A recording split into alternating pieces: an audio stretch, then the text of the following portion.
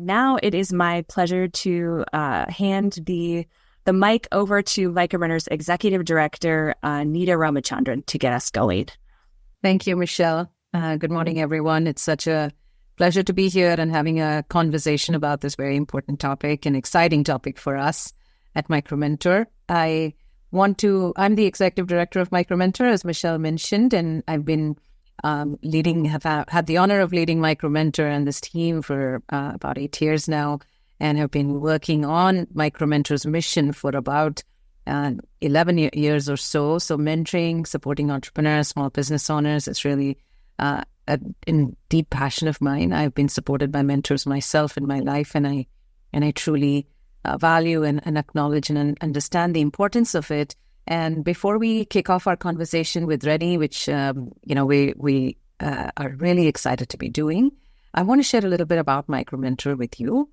So Micromentor is a mentorship platform where we connect entrepreneurs, small business owners around the world with access to business mentoring through a dedicated and large community of volunteer business mentors. Our mission is really about creating a thriving economic future for all. And the goal for Micromentor, the mission is really about closing the gap in economic opportunity for under-resourced entrepreneurs through business mentoring. We know that many people on the webinar who have joined are mentors in our community, and you know this firsthand about how important it is to support small businesses and entrepreneurs, both early in their journey and then, as they progress onwards as well. Our community has been growing over the last few years. We have about 300,000 or so entrepreneurs who have joined our community. We have nearly 100,000 mentors who've signed up from various parts of the world. Our Micromentor is really one of its kind in that it spans the globe, and we have mentorship that's being made available to entrepreneurs from over 180 countries. The model is very simple. People join the platform. They look for the right sort of entrepreneur or mentor, depending on the role that you're playing. They start conversations, and they really sort of take it from there in terms of how they want to build that mentoring relationship, whether it's for a focused sort of subject matter expertise or a longer engagement with a business mentor who's able to sort of grow with them and their business and support them in a longer journey. So it's, much like human connections are beautiful, yet there's no recipe for this that makes it work. So we really allow and leave the agency in the hands of the entrepreneur and mentor for how they're connecting and growing. And we've seen that these mentoring relationships lead to powerful outcomes for entrepreneurs. We know that they're also meaningful and supportive to mentors, but really at the heart of what we do is the outcomes for entrepreneurs. Some of them being self-efficacy, access to resources, and psychological well-being. Entrepreneurs, as many of you know, if you're here for this webinar, you're either interested in this topic, understand it firsthand, that it's a very isolating journey to run a business, whether it's nonprofit, for-profit, whatever that might be. Working with a business mentor allows entrepreneurs to feel more connected, able to sort of C-level change their access to resources, whether it's tools, resources, business advice. And data has shown us over the last decade, we've been capturing impact data. And year after year, we've seen consistently that they report that they've been able to build their skills. And then they also feel more confident about running their business and see tangible outcomes in their business. So we'll go to the next slide. So the outcomes really, and this is the magic of mentoring. Entrepreneurs, when they experience mentoring, they report back to us that these mentored businesses, 97% of them feel that the mentoring was beneficial. They're able to increase their revenue. They survive their first year, which is, as many of you know, is sort of the toughest part of a business journey. Is they term it as valley of death in some parts of the world. Is so many small businesses fail because they don't have the right sort of set of resources and tools. And while we're looking at the jobs created, the businesses that survive, increased in revenue, we know that Micromentor's model is particularly geared to be able to support entrepreneurs who otherwise don't have access to these resources. And we particularly have a focus on supporting women entrepreneurs. And we see that they improve their access to networks and information 2x more. And it's significant, and it's an important data for us to point out, is that these Micromentor's model really allows for hundreds of thousands of entrepreneurs to have access to this very critical business resource. And we know that resources are coming in all sort of shapes and forms, including advice that they get from the mentor, but also tools that are available on out in the marketplace. And which is why I'm really excited about the conversation we're having today. Michelle, I'm not sure if we had more information to share about Micromentor, but I'd love to dive into the content of this webinar and why AI is a really important topic for us to be talking about today. Micromentor, as you know, is a social enterprise. We offer access to mentorship at no cost to entrepreneurs. Our mentor pool that's coming from all over the world are volunteer mentors. And we work with organizations that would like to embed a mentorship program in their offering, whether these are financial institutions, other programs. They don't have to create their own. They can work with Micromentor. And much like a social enterprise like ours, many nonprofits around the world lag behind these sort of technology trends. Artificial intelligence is not new, yet it's really exploded into the scene today. Businesses tend to have, limited resources. They're working with a small group of a small team member, and these circumstances just sort of preclude them from thinking about how to sort of take advantage of the new trends that are coming. Not all trends need to be jumped on a bandwagon, but we see artificial intelligence as a really key driver and a very important trend that's coming up in the marketplace. So I'd love to introduce our speaker and our guest this evening, Reddy Mallidi, because mentoring is, we're very excited. I know he serves as both as an expert and a mentor in his own right. Reddy, I'm going to invite you to turn on your camera. I'm going to take a couple of minutes to introduce Reddy. He's a distinguished business executive and an AI thought leader. As a partner and COO of 7 Train Ventures, Reddy focuses on creating business ventures with AI automation. In his illustrious career, he's a testament to his mastery to his technology, operational excellence, and customer experience. He's, as a technologist and as a technology executive, and I followed Reddy's journey over the last decade or so, he's consistently achieved the top 1% customer satisfaction and employee engagement scores, and established a new 700 million business focused on SMBs, transformed operations to be best in class, and turned around 2 small businesses, something that, really inspired us to invite him to have this conversation. And grounded by humble roots, Reddy believes in human potential and using artificial intelligence as an empowerment tool for positive change. Reddy, everything that I shared in your intro has just made us more excited to have this conversation about small businesses, what it means to have artificial intelligence here. Is there anything in your background that I failed to mention that you want to add for our guests? Anita, I'm floored. First of all, I'm super excited to be with this team, you, Michelle, Sonia, and many of your mentors. Good morning, good afternoon, good evening, wherever you are. So that covers my background very well. Anita, I'm excited to be part of this discussion.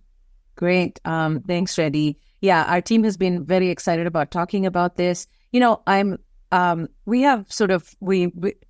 2 hats as I have this conversation with you. One is someone who's leading a technology initiative, and Micromentor is a tech social enterprise.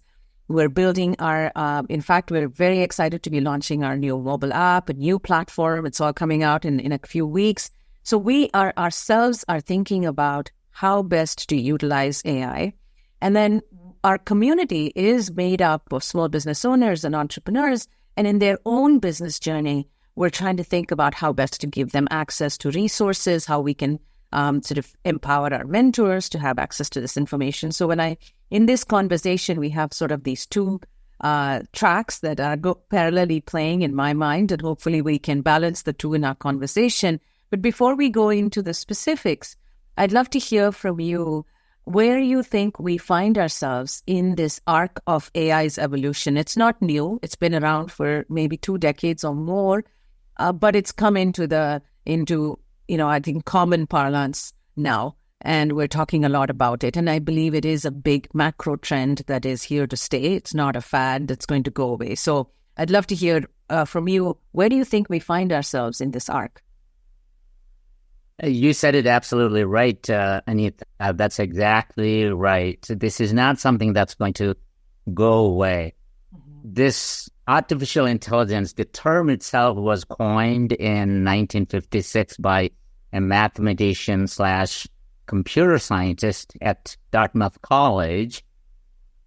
Since that time, there were many what were called AI winters. And in early 90s, when I was getting my computer science master's degree, we were going through the end of the AI winter. My friend Ben Carter and I, we wrote a game to test the behavior of smoking addicts.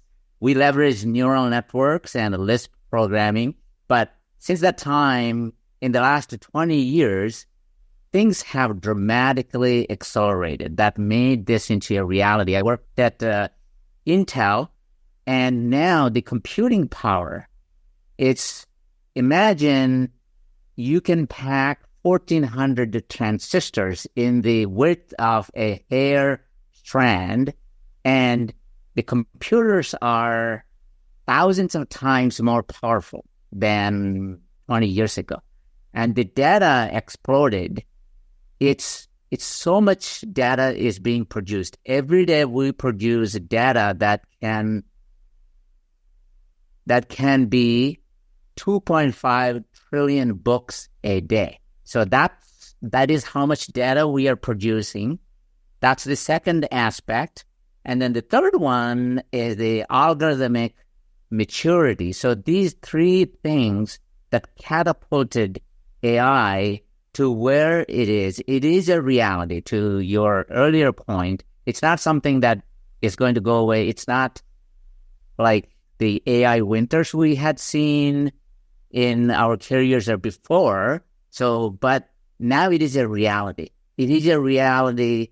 The magnitude of this change is seismic. It is, none of us were alive when the Industrial Revolution started a few hundred years ago, but this one is going to be as big or maybe even bigger than that, and probably the biggest change in technology and the way we work and the society getting impacted.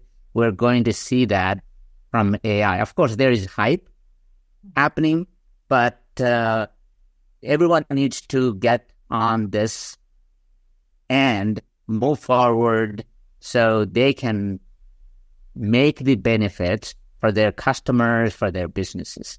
Let me pause there, and then if you have additional questions or comments, I will continue. Yeah, thanks, Reddy. I mean, I think it is, it's great sort of context in terms of it's been around for a while, but we find ourselves with greater computing power and devices, and everything is sort of in the palm of our hand. And we're looking to devices for so much more of the answers to current day problems, whether they're business or otherwise. I think it sort of contextualizes why now, and why now is the moment that we all have to be sort of looking at it. We're still, so in mass consumption, we're still early, right? We're still early in terms of leveraging this day to day. I'd love to maybe point us towards the topic that's most pertinent and I think on our minds is, what do you think is the greatest opportunity for small businesses in terms of leveraging the power of AI? Yeah, you're absolutely right, Anita. We're at the beginning of the realization of AI. Things are shifting. I'm in the Bay Area. Every day the technology is changing for the better. And we hear very positive things, but the development is very, very fast. things will dramatically evolve over the next 5 years, 10 years. Having said that, for small businesses, there are a few areas they can get started right away. One is I see the biggest impact could be customer experience. This could be customer support, or it could be personalization, that if you are, let's say you're selling products, you could personalize, and you could have 24/7 customer support through chatbots. So that dramatically expands your reach, because some customer wants to reach to you, but because if you're a small business, let's say 5 people, and you don't have 24/7 support, and then the customer is calling from Asia, and then you're somewhere in Tennessee, that's not going to help. But now with the chatbots, you can have a very meaningful conversation, and then the real people can be alerted next day as a follow-up if needed. One is customer experience. That's a very exciting area. The second one is from the operations side.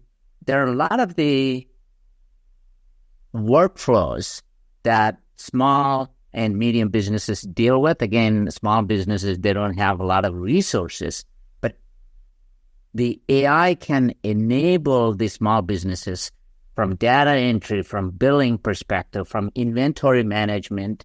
There are many, many opportunities to automate the workflows and streamline, so you bring 20%, 30% or more efficiencies.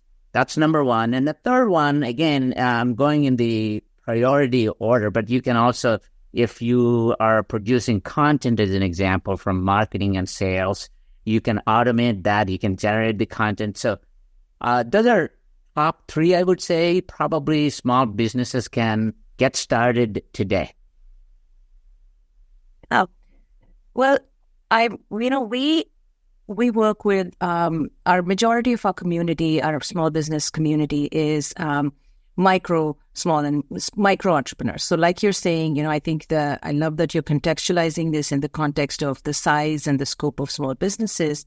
And we're thinking about use cases through the funnel, like if businesses are beginning, they're creating their business plan, right? Like they're getting their business plan together, the business use case, they're working on various aspects, whether it's setting up their website, marketing it, selling it, and you're talking about customer service. I'm thinking, I think for the mentors that are present on this webinar, as well as for small businesses that might access this, do you have some use cases along the other aspects of our business? How could they utilize it? Maybe there are some tools on how they're leveraging AI in various sort of aspects of their business. Yeah, absolutely. So the other day I was talking to a good friend. She owns a 15-people mechanical lathe shop somewhere in East Coast of the U.S. in Maryland. And she was, in the conversation, she was telling, hey, our team hasn't updated the technology in probably 25 years. She just bought the business 6 months ago. And so she was asking how she can leverage AI. And one of the things during my conversation that became very clear was there's a go-to-market plan, because she just inherited this business that she can create. She doesn't need to go and hire a consultant spending thousands of dollars of money. I said, you can actually create the go-to-market plan leveraging AI, and you don't need to spend all that money. There are tools you can use, even freely available agents. I'll talk in a little bit what are the different types of tools available, but that's an example. And then if you are a small business, you're selling whatever it is, it could be chocolates or whatever other things, a small retail store, you can actually personalize the shopping experiences by using AI. So what it can do is it can recommend more appropriate products based on the history of the customers coming to your website, and then what they have been ordering, their behavior. The AI can observe it, customize it. Go-to-market plans. You can even, let's say you are starting, as you were saying, Anita, some of the entrepreneurs, they're just starting. You can create websites without needing to hire a team. You can create a business plan, because if you're a business, if you haven't created the business plan, but you want to make sure all the elements in the business plan are there, so you can actually use AI, their tools, basically either Claude or Bing Chat or Gemini Chat GPT, all these, you don't even need to subscribe. You can create the business plans. You can do automation of the email. How many times you're getting these emails from the customers. And the other thing is you can actually expand your market. If a lot of these small businesses tend to be very local, but now you can get exposure to the entire U.S. If you're a little shop in Oklahoma, you're not restricted to your local area. Mm-hmm. You have a 24-hour, 24/7 presence. You can set up a website. You can make your products available, so the market reach is dramatically increased. And then, of course, the automation of the content that needs to go on the websites, or if you're reaching out to your customers, a lot of that can be automated. So there are many, many real-world examples for small businesses.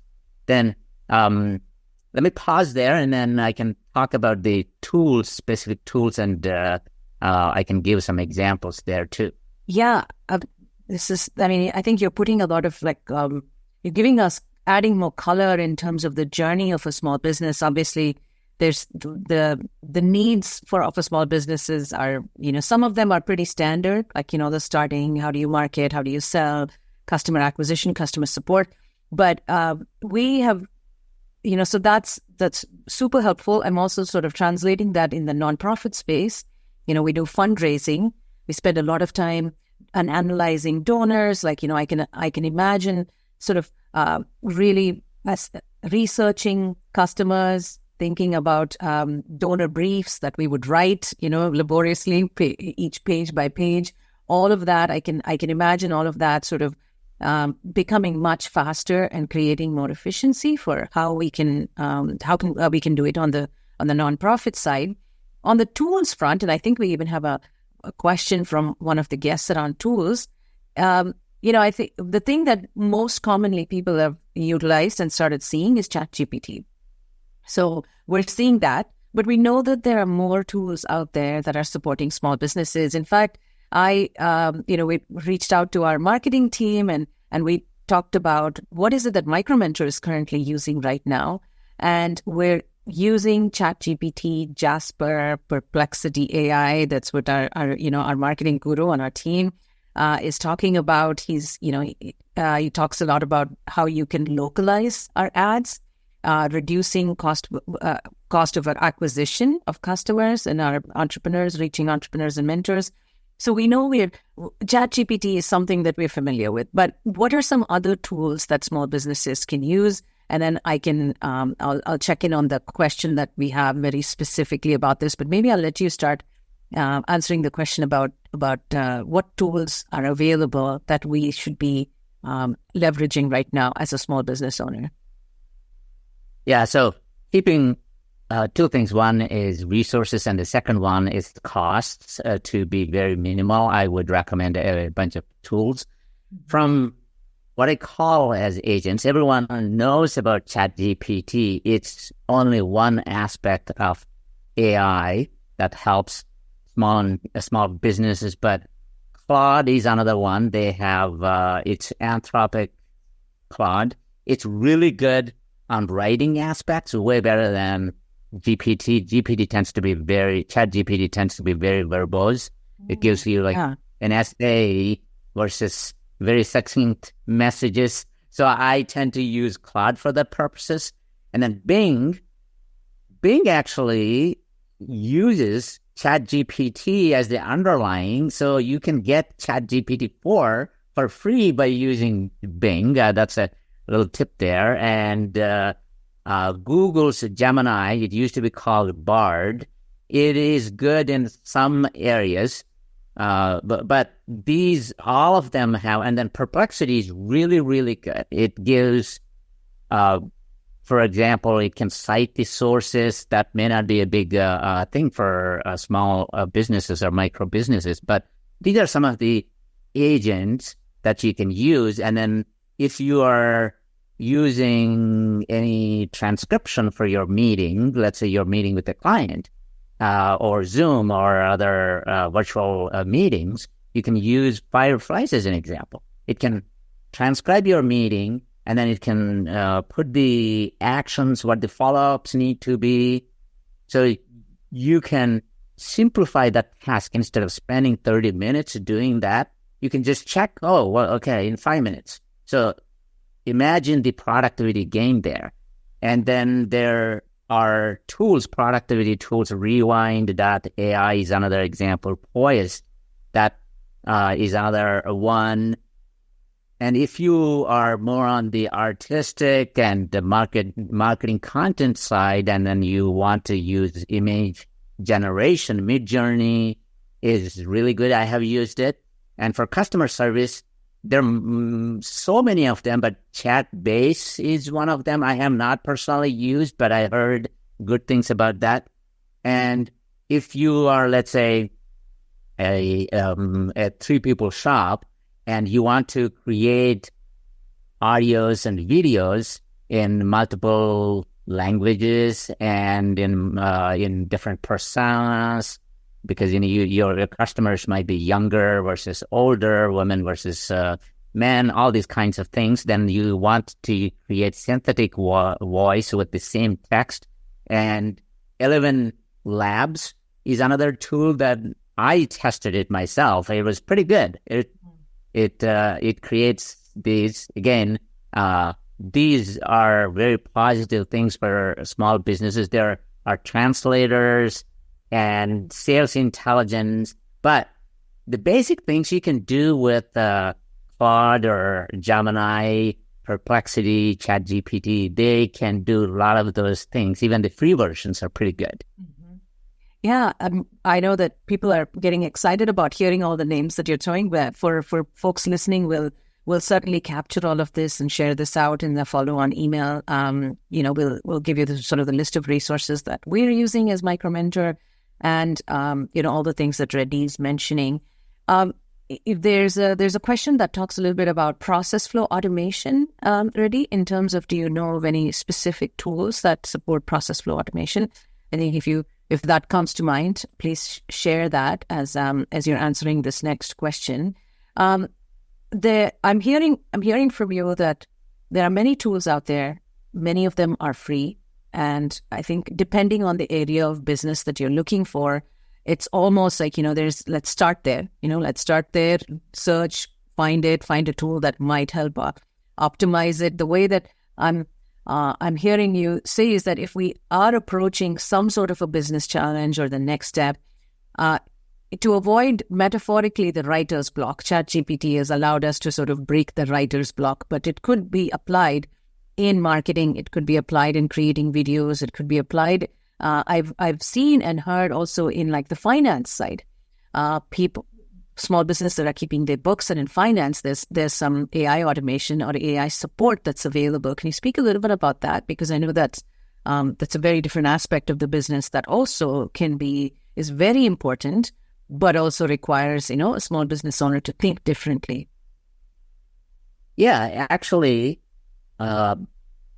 ChatGPT, this is just giving that an example as a placeholder. I don't mean that you need to use ChatGPT, but ChatGPT, you can create your own custom agents, meaning if you specify the task what you want to do. For example, I have like 10 different agents I created myself. And again, I just happen to have technical background, but you don't need to have technical background. If you can speak, if you can type, you can create the agents. You need to tell what you want it to do. For example, let's say you want it to analyze your spend. This is, we're talking finance side. You want to analyze the spend. There are, of course, tools, commercially available tools, but for a small business, you're talking probably a few $100,000 or maybe $1 million or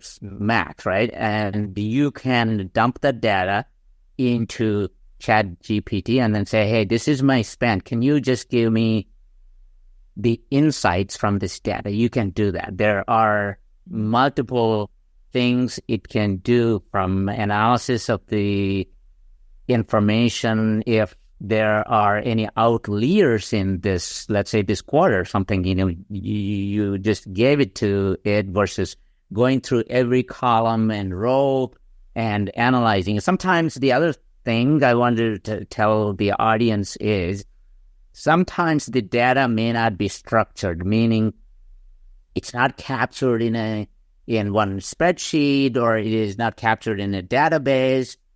The beauty of AI now is all unstructured data, all these conversations. It may be your customers talking about your product, how excited they're about your chocolate or whatever, or some other product you're selling.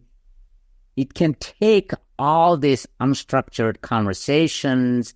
It can create insights from those unstructured conversations. So if it is finance, you can dump the data into ChatGPT or other tools that I mentioned, and then it can give you the insights from the spend to opportunities to reduce the costs. There are ways it can do, or you want to find out what the customers are thinking about your products, what improvement opportunities are there. You can dump the unstructured data from WhatsApp and chats and Instagram and all that, and then it can decipher it and give insight. So there are many, many ways it can help you. You don't necessarily have to have an IT department. You don't necessarily have to hire a bunch of machine learning engineers to do that for you. The tools are there. Yeah. As you're talking about hiring and not hiring people, I'll switch gears a little bit to another aspect of AI. I mean, obviously, this is such a vast topic, and we could probably have a conversation about every one of these things, use cases, tools, marketing, and each one. And hopefully we can have more conversations around this and do a bit of a learning series. But we're covering sort of the broad topics of AI. One of the more very important things that's people are concerned about is the ethics around the use of AI. And I mentioned a little bit in the social impact nonprofit context, sometimes we lag behind on these trends, understandably so, because our goal is to create a positive impact and a social impact with the communities we're working in. We don't want to inadvertently create a negative impact. So there concerns around this are important. I want to start with at Micromentor, our goal is not to replace mentoring with an AI. It is really how we can support our mentors to be able to have information sort of on their fingertips so that they're able to give those that information to entrepreneurs and support them. What do you think about this sort of the human connection and AI interplay, I would say, that you see right now, things that we should watch out for, things that are beneficial. I know I've heard you speak about this topic, so I'd love to hear more. Yeah, it's very close to my heart, Anita. I grew up, as you were telling at the beginning when you were introducing, I grew up in rural India, and I come from very humble beginnings. The culture I grew up is everyone knows everyone, and human connections are super, super important. Machines are not going to replace. The big thing AI is not going to do is the emotional connections. It's not going to have that. It's a robot, not physical, but it can take all the information. It can scale all this data that humanly we can't do it, and then enable you to be better at anything you're doing, right? It's if you have a knowledge base, for example, let's say you have a knowledge base for Micromentors, you can dump all that knowledge and AI can bring that, and then this means all your mentors can say, hey, these are all the questions we keep hearing. They can put all that, and then AI can just, without having the mentor readily on a call, it can answer those questions. So from that, it's fantastic. But the human connection is extremely important. It can't read the emotions, no matter how well you can train. Still, it misses. I have seen, hey, this can replace the human being. All that's again, it gets into the hype cycle, but it's not going to replace the human connections. And recently, I just posted about my mom who had a stroke challenge a couple of years ago, and a third of the stroke patients, they don't recover well because what happens is the human connections are not there. Do I anticipate the AI to be replacing that? No, it's not going to do that. And the other thing that humans are really good and scientists have not figured out, how do we learn from all these signals coming? A 4-year-old, for example, a 4-year-old little kid instantaneously knows, like if you give him a banana, he's going to peel and then eat it. But it's AI, it doesn't know. You give trillions and trillions of bytes of data, and it takes a long time even to grasp things. But we have all these visual and tactile and many, many ways we learn. That's not going to be AI. So what I would say is human connections are not going to be replaced. Humans are not going to be replaced. AI will make us better. Anything what we do, it's going to make us better. If you're bringing in a mentor onboarding, the process for that mentor to quickly come up to speed, that time will be reduced because AI. But it's not going to replace the human connections. It's not going to replace the emotional, the sympathy and empathy, these aspects that are very unique. And this is the additional thing I will also say is, regardless of all these tools, make sure that human is in the loop. I'll tell you, when I was writing the book, it's I keep getting what is a ChatGPT or Perplexity. I ask for, hey, can you cite this source? There were times it just comes up with some fake stuff that didn't even exist. So you have to check and make sure that what it is giving you verify. So human in the loop is very, very important. Otherwise, probably everyone heard the case where a lawyer asked ChatGPT and submitted these cases, which turned out to be fake, and then he was reprimanded by the judge. So let's not be in that situation. I think a point well noted that we're still in the early phases of adopting and leveraging the power of AI. There are many tools out there already. ChatGPT, creating agents is something I didn't know. So that's really helpful to hear from you. It's certainly something we check.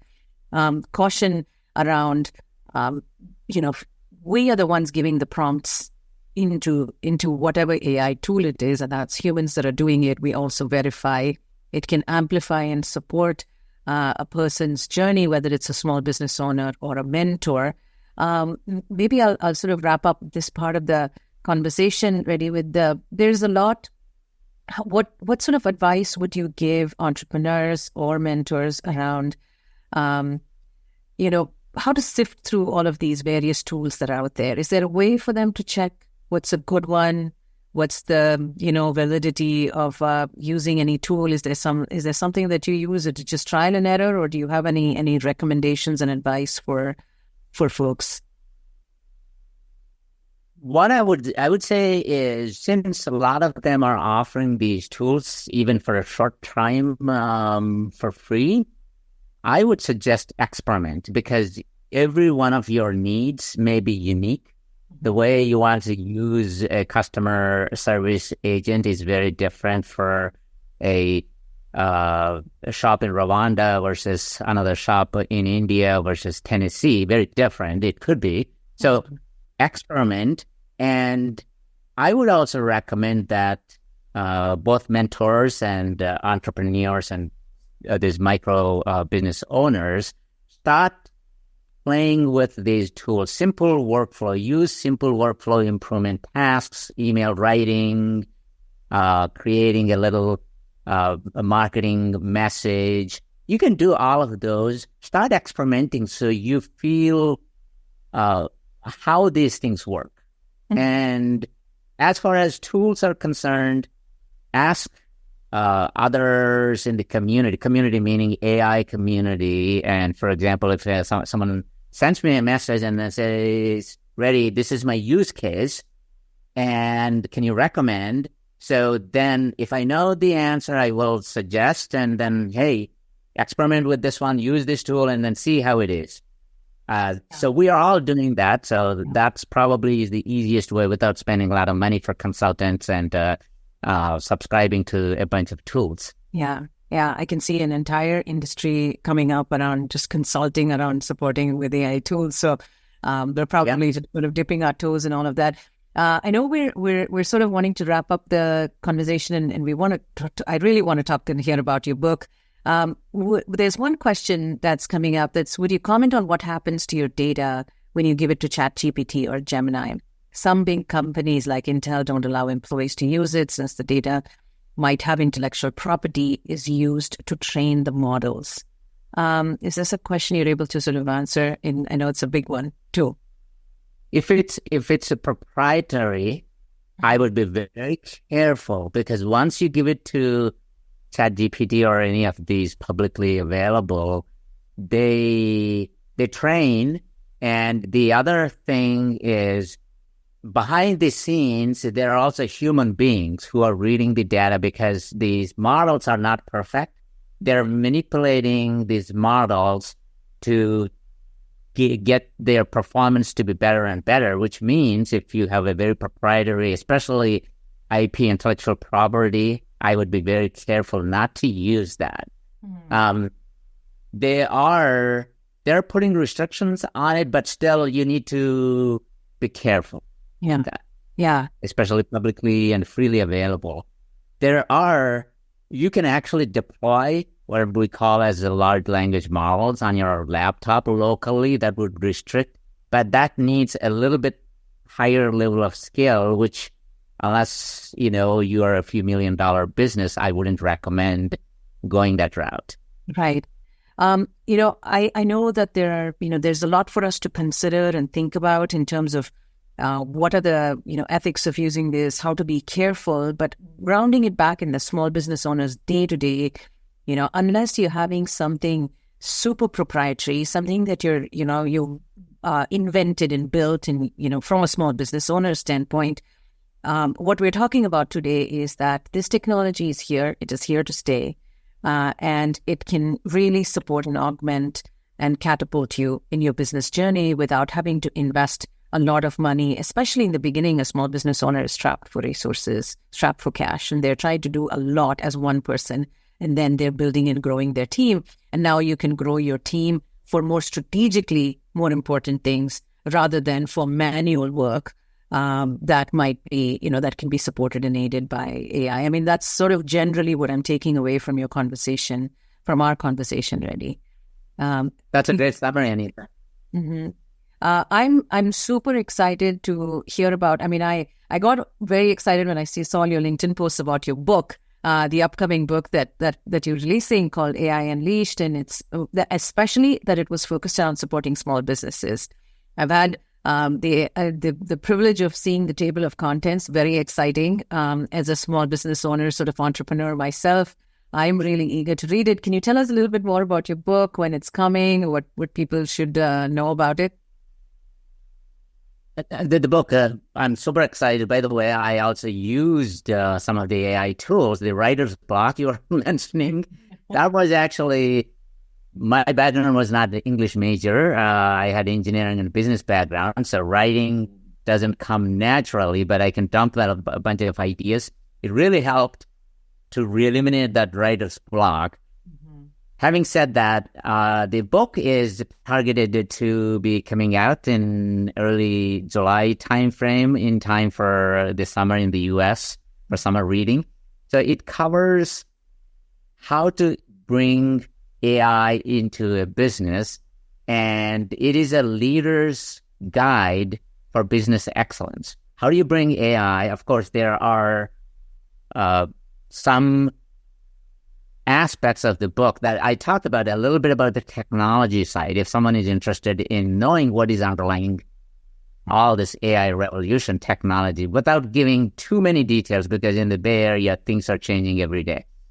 But the focus is, how do you bring AI from data perspective, from security, from governance and ethics, and how do you make that as part of your business every single day? That's one big aspect. The second aspect is every function, as we were talking at the beginning, every function and how we are going to work moving forward is going to be impacted by artificial intelligence. So I cover from finance to operations, customer experience, sales and marketing, and different industries, how AI can positively impact. I show different use cases. It's all about the art of possibility.